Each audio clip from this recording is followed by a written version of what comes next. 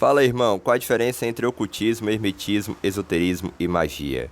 Adorei essa pergunta porque, gente, as perguntas mais fundamentais, como a que ele faz aí, são as perguntas mais importantes e são as perguntas mais profundas.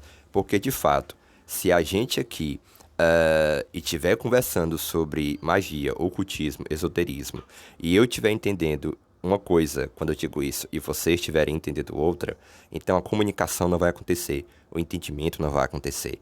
Então é muito importante a gente sempre retornar a esse assentamento dos conceitos. Então, muito obrigado pela pergunta. Eu vou tentar ser breve, tá? Mas qualquer coisa, se tiver ficado alguma lacuna, você pode perguntar aqui ou qualquer pessoa pode perguntar aqui nos comentários, tá bom? Vamos lá com calma. Ó, é o seguinte, o vídeo vai ser um pouquinho longo, talvez. Primeiro vamos começar aí com a categoria mais universal, que é a categoria do esoterismo. O esoterismo é a essência das religiões, é a raiz de todas as religiões, é a filosofia perene, é a teologia primeira, é uma teologia primordial. É como se as religiões fossem ramos de uma árvore e o esoterismo fosse a raiz. Por ele ser universal, ele aproxima então filosofia de religião, na medida em que filosofia é a busca do universal, como dizia Hegel, né?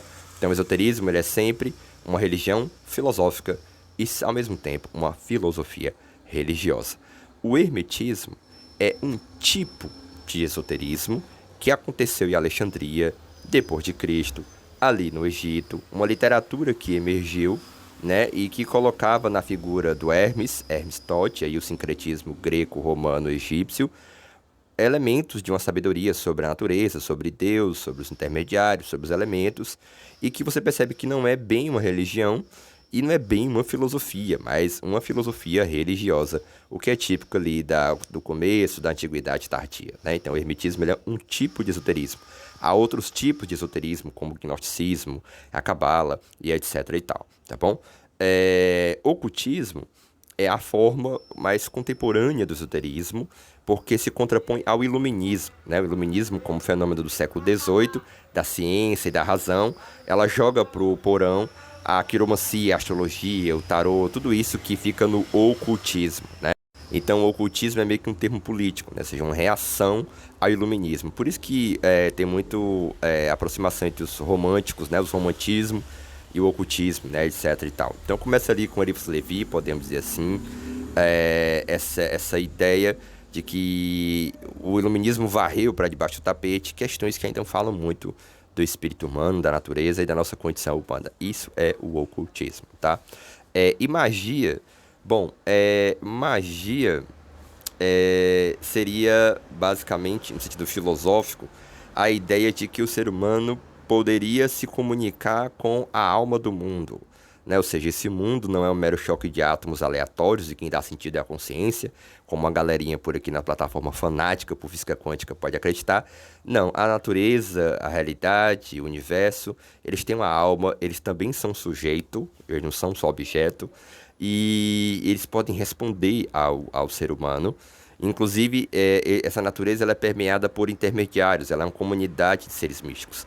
Então, essa capacidade do humano falar com o universo ou falar com o divino e o divino lhe responder de algum modo, seja uma comunicação entre o homem e a alma do mundo, isso é magia.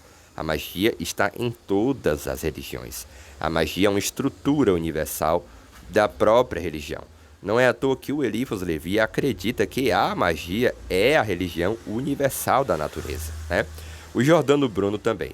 Giordano Bruno acreditava que a magia é a religião egípcia é a magia e que o próprio cristianismo seria um desdobramento dessa verdade egípcia que é a magia. Esse é o caso do Giordano Bruno, filósofo do Renascimento.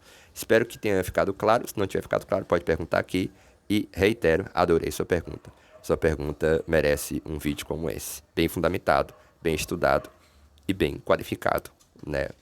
Pelo menos por mim que estudo e procuro dar informação qualificada a todos vocês, porque eu sou professor de filosofia, sou mestre de filosofia, então eu tenho um título a zelar, eu não posso ficar falando aqui coisas que eu não sei e acabar, né, enfim, manchando a imagem das instituições de ensino qualificado, né? Por isso que o que eu não sei, eu digo, eu não sei.